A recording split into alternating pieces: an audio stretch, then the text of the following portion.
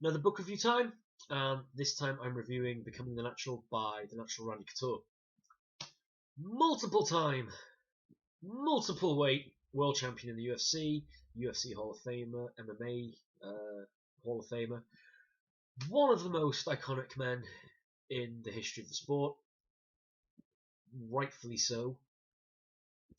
This book it's a very good book. It was published before he really exploded with a film career. Is exploded the right way to say it? I don't know. He's done a lot of films. Some have been good, some have been really good, some have been hit and miss. If I remember correctly, his Scorpion King 3, I think he was in.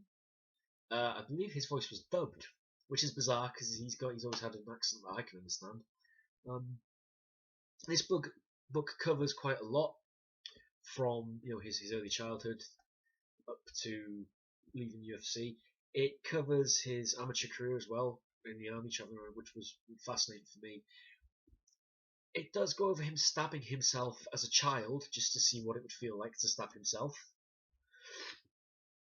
Look, it's Randy Couture. If you know the sport, you know who he is. If you don't know the sport, he's a great introduction. He was always a very classy guy at a time when headlines were being grabbed by guys who were swearing at their opponents, insulting their opponents. He was always a guy who was just pure class. If you are an MMA fan trying to get other people involved, you're trying to bring your friends into the sport, I think Randy Couture interviews and Randy Couture's book is a great place to start with them. Randy Couture's fights.